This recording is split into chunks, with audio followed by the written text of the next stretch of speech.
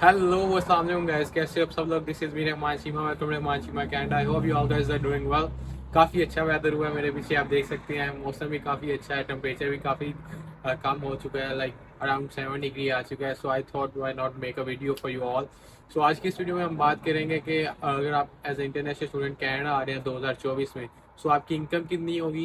As a part time job कर रहे होंगे तो आपकी इनकम कितनी होगी, और आप उसमें से सेव कितना कर पाओगे, और आपके एक्सपेंसेस कितना होंगे। सो इस वीडियो को हम दो पार्ट में डिवाइड करेंगे। फर्स्ट में हम डिस्कस करेंगे कि इनकम कितनी हो सकती है अगर आप कनाडा आ रहे हो 2024 में एज इंटरनेशनल स्टूडेंट। उसके बाद हम देखेंगे कि आपके एक्सपेंसेस कौन से होते हैं और कितने हो सकते हैं अगर आप 2024 में कनाडा आते हो। इस इन्फ्लेशन को देखते हुए, ये सारी चीज़ों को देखते हुए आपको मैं बताऊंगा कि कितने एक्सपेंसेस हो सकते हैं आपके 2024 में। So let's get started with this video. अगर आप चैनल पर नए हो तो please do subscribe to my channel and watch this video till the end and you will get an idea कि आपके पास कितनी सेविंग होगी और आप अपनी फ़ी निकाल पाओगे नेक्स्ट ईयर की कि नहीं। सो let's get started with this video. First of all, let's discuss the income of an international student here in Canada who is doing a part-time job, जो कि वो कर रहा है फुल टाइम स्टडीज़ के साथ एक 20 घंटे की जॉब कर रहा है पर वीक की। तो उसके पास कितनी इनकम होगी मंथली, और वो कितने कमा पाएगा एक महीने में। So let's discuss that. Let's suppose कि आप 20 घंटे काम कर रहे हो और आपको मिनिमम वेज दी जा रही है, तो 20 मल्टीप्लाई बाई 15.30, जो इस वक्त विनीपेग मैनिटोबा में मिनिमम वेज चल रही है, तो आपके बनेंगे $306 अ वीक। अगर हम उसे 4 से मल्टीप्लाई करें तो वो बन जाते हैं अराउंड $1200 अ मंथ। सो उसमें से आपके टैक्सेस भी कटेंगे, वो आपके पास जो एक इनकम रह जाएगी वो 1150 टू 1200, जो इनकम आपके पास डिस्पोजेबल इनकम रह जाएगी जो आप स्पेंड कर पाओगे दूसरी चीज़ों के ऊपर। ये इनकम आपकी 20 आवर काम करके, लाइक 80 आवर्स अ मंथ काम करके आपकी ये इनकम बनेगी। लेकिन रिसेंटली जो गवर्नमेंट ने रूल निकाला था 7 दिसंबर से पहले, जो बच्चे कनाडा में लैंड हो चुके हैं या उनका वीज़ा अप्रूव हो चुका है, they can work full time till 31 अप्रैल।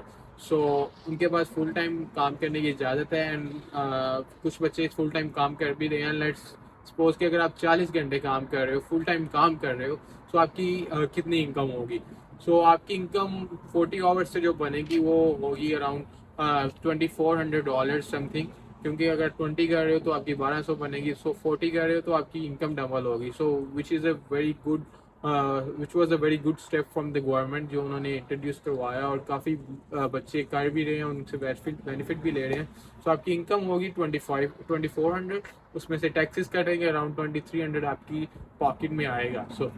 ये एक अच्छी इनकम है with being a full time student here in Canada.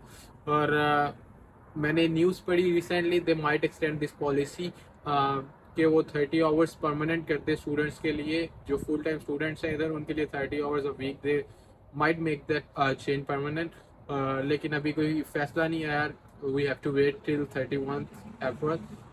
Let's see कि वो क्या करते हैं। लेकिन देयर आर चांसेस लाइक कि वो 25 आवर्स तो पक्के करेंगे, लेकिन 30 आवर्स का भी डिसाइड नहीं हुआ। अगर वो ये करते हैं तो देन स्टूडेंट्स के लिए भी फिर भी बेनिफिशियल रहेगा काफ़ी ज़्यादा। अगर वो 30 आवर्स करते हैं तो आपकी इनकम जो बनेगी वो अराउंड बनेगी $1800। टैक्सेस वगैरह काट के वो आपकी पॉकेट में जो पैसे आएंगे वो अराउंड आएंगे, you can say कि 1700 something, 1750। which is a good income being an international student here in Canada। अगर आप this income also where with the wage rate. अगर आपके पास स्किल्स हैं, आप स्किल्स लर्न करके आए हो, आपको डिफरेंट वेज मिलेगी, लेकिन we are going with the minimum wage. और आपको बता रहे हैं कि जो मिनिमम वेज से आप कमा सकते हो in Canada, working 20 hours, 30 hours and 40 hours a week. बढ़ते हैं अपने दूसरे पॉइंट की तरफ, बात करते हैं एक्सपेंसेस कितने होंगे एज ए इंटरनेशनल स्टूडेंट अगर आप कनाडा आ रहे हो 2024 में। तो आपके एक्सपेंसेस कितने होंगे। इनकम तो हमने डिस्कस कर ली, let's discuss about the expenses कि वो कितने होंगे 2024 में, क्योंकि इन्फ्लेशन बहुत ज़्यादा हो चुका है तो एक्सपेंसेस भी बहुत ज़्यादा हो चुके हैं as a international student in Canada. First of all जो आपका एक्सपेंस होता है, जो फर्स्ट एंड मेजर एक्सपेंस है इन कनाडा, वो आपका होता है रहने का, लाइक रेंट का, जो आपको $500 से $600 वो आता ही आता है, फिक्स है। क्योंकि वो अगर आप शेयरिंग में रहे हो तो इतना आ रहा है, अगर आपने अकेले में एक अपार्टमेंट लिया तो उसकी कॉस्ट आपको ज़्यादा आएगी। डिपेंड्स कि आप किस एरिया में ले रहे हो। लेकिन जो इस वक्त विनीपेग मैनिटोबा में रेंट चल रहा है, अगर शेयरिंग में रह रहे हो किसी के साथ, तो आपका अराउंड $500 डॉलर्स आएगा। उसके बाद जो दूसरा एक्सपेंस आता है वो आता है ग्रॉसरी का। ग्रोसरी भी $200 to $300 मस्ट होती है, क्योंकि इन्फ्लेशन बहुत ज़्यादा हो चुका है। अगर आप हल्की फुल्की भी करते हो तो आपका $200 से $300 तो कहीं नहीं गया, वो आपका लगता ही लगता है। उसके बाद चलते हैं, तीसरा एक्सपेंस जो होता है वो होता है सिम का। उसके बाद प्लान का होता है, अगर आपने प्लान कोई लिया हुआ है। नहीं तो आपको सिम के 30 to 40 या $50 पे करने पड़ते हैं, जिसमें होता है इंटरनेट होता है, कॉल्स, SMS होता है। सो वो सारी चीज़ें होती हैं, वो आपको मिलता है, वो आपको $40 या $50 उसके पे करने पड़ते हैं। और अगर आपने प्लान लिया हुआ है तो उसके भी आपको $50 to $60 उसके पे करने पड़ेंगे। तो टोटल अगर आपने प्लान लिया है, लाइक फ़ोन लिया हुआ है न्यू आके कनाडा में, तो आपको अराउंड 110 to $120 पे करने ही पड़ेंगे। जो कि मैं सुजेस्ट नहीं करता न्यू बच्चे जो आ रहे हैं, जो बच्चे ये वीडियो देख रहे हैं, कि आते ही फ़ोन लो, क्योंकि मैंने इधर 6 महीने हो चुके हैं और मैंने अभी तक कोई प्लान नहीं लिया, क्योंकि एक्सपेंसेस इधर हो ही जाते हैं, कोई आपको पता नहीं चलता एक्सपेंसेस कहाँ जाते हैं, लाइक इनकम आपकी कहाँ जाती है। So I will not suggest कि आप आते ही लो, पहले जॉब फाइंड करो, अपने हालात देखो, like if you are good to go then ले लो, वो कोई टेंशन नहीं। लेकिन अगर आपके पास हालात टाइट हैं, सो थोड़ा डिले कर लो, क्योंकि ये तो आपने अल्टीमेटली लेना ही है। जो चौथा एक्सपेंस आता है वो विच इज़ नेसेसरी, वो है पास का, जो कि अराउंड $80 to $100 है इन विनिपेग कैनेडा। सो वो आपका एक्सपेंस मस्ट आता है, चाहे आपके पास जॉब है नहीं है। सो वो आपका एक्सपेंस मस्ट आना है, क्योंकि आपने कॉलेज जाना है, अगर आप न्यू हो तो आपको जॉब के लिए रिज्यूमे ड्रॉप करने जाना है इन पर्सन। सो बहुत से काम होते हैं, आपको अपनी डॉक्यूमेंटेशन करवानी होती है। सो वो आपके लिए मस्ट है, चाहे आपके पास जॉब है या नहीं है, ये एक्सपेंसेस आपका मस्ट है। सो उसके बाद आते हैं $200 हमारे वो एक्सपेंसेस जो हम आउटिंग्स में चाहते हैं, या हमारे शॉपिंग वगैरह या हेल्थ पे लग जाते हैं, इनकेस हमारी तबीयत वगैरह नहीं सही रहती। तो इन टोटल जो हमारे पास एक्सपेंसेस आते हैं वो आते हैं अराउंड 11 to 1200 एक्सपेंसेस मंथली एक इंटरनेशनल स्टूडेंट के हो जाते हैं, अगर वो बहुत ही अपना हाथ तंग करके चले। सो इतने एक्सपेंसेस तो मस्ट हैं। सो ये हो गए एक्सपेंसेस। तो अगर हम बात करेंगे, अगर 20 घंटे काम कर रहे हो तो आपको कितने सेव होंगे। सो 20 घंटे काम कर रहे हो तो आपके लिए अनफॉर्चुनेटली कुछ नहीं सेव होगा। आपके पास जितने आएंगे आप हैंड टू माउथ चलोगे, आपकी इनकम 1200 है, 1200 आपका खर्चा हो रहा है, सो आपके पास $0 बचेगा। ये है कि आपके पास जो GIC होगी उसकी अमाउंट बच सकती है। उसके बाद अगर आप 30 घंटे काम कर रहे हो तो इट मीन्स आपके पास आ रहे हैं $1750 to $1800 आपके अकाउंट में आ रहे हैं, इनकम आ रही है। तो उसमें से अगर हम 1100 डिडक्ट करें तो आपके पास 650 अराउंड बच जाएंगे, सेविंग आपकी हो जाएगी। वो आपको आप पे डिपेंड करता है कि आपने अपनी फ़ी के लिए सेव करने हैं, पीछे भेजने हैं, लोन लिया हुआ है।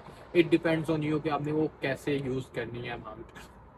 अगर आप 40 आवर्स काम कर रहे हो तो आपकी इनकम आएगी 2300, उसमें से 1100 डिडक्ट कर लो, तो वो आपका अराउंड आप कह लेंगे 1200 आपका सेव हो जाता है।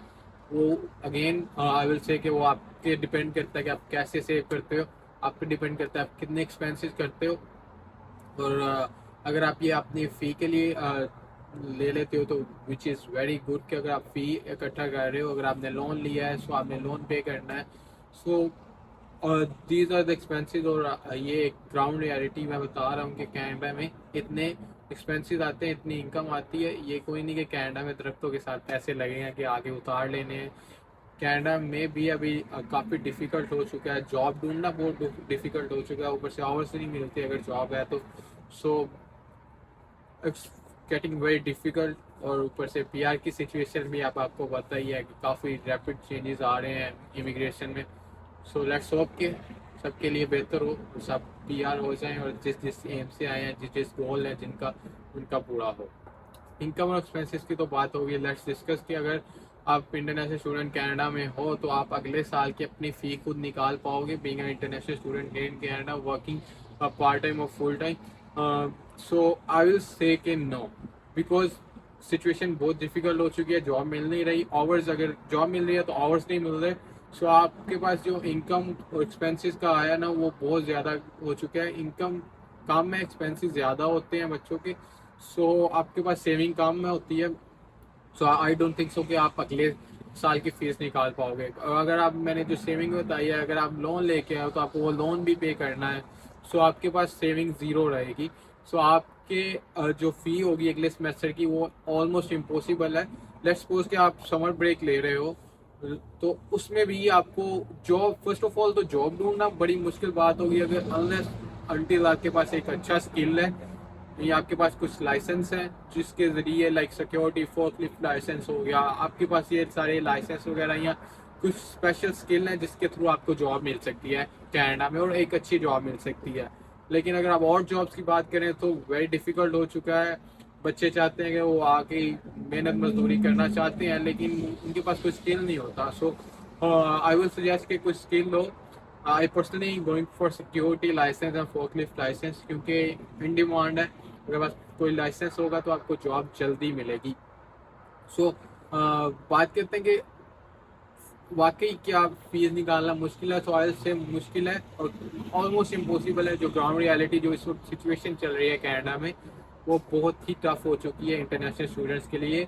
ऊपर से इमिग्रेशन का प्रेशर है, ऊपर से जॉब नहीं मिल रही। मेरे साथ बहुत ज़्यादा बच्चे हैं जिन्हें अभी तक जॉब नहीं मिली है। They have been here for last 8 to 9 months और उन्हें जॉब नहीं मिल रही। बहुत गंदी सिचुएशन हुई है इस वक्त। I personally will make a video about this कि मैं जाऊंगा डिफरेंट स्टोर्स पे, विल ड्रॉप द रिज्यूमे और ये इस पे एक डिटेल वीडियो बनाऊंगा और आपको पता चलेगा ग्राउंड रियलिटी क्या है, हायरिंग चल रही है या नहीं, स्टूडेंट्स को जॉब मिल रही है कि नहीं। In a few days I will be going to different markets और स्टोर्स पे जाऊंगा। I will drop my resume and will check for the response of the recruitment managers के वो रिक्रूट करते हैं या वो मुझे हायर करते हैं कि नहीं। So this was the video. I hope you like the video. मिलते हैं आपको अगली वीडियो में, तब तक के लिए अपना ख्याल रखना है। And if you are new to channel I am requesting again कि चैनल को सब्सक्राइब कर देना और मिलते हैं आपको नेक्स्ट वीडियो में। तब तक के लिए अपना ख्याल रखना है। Keep watching and watching on Canada.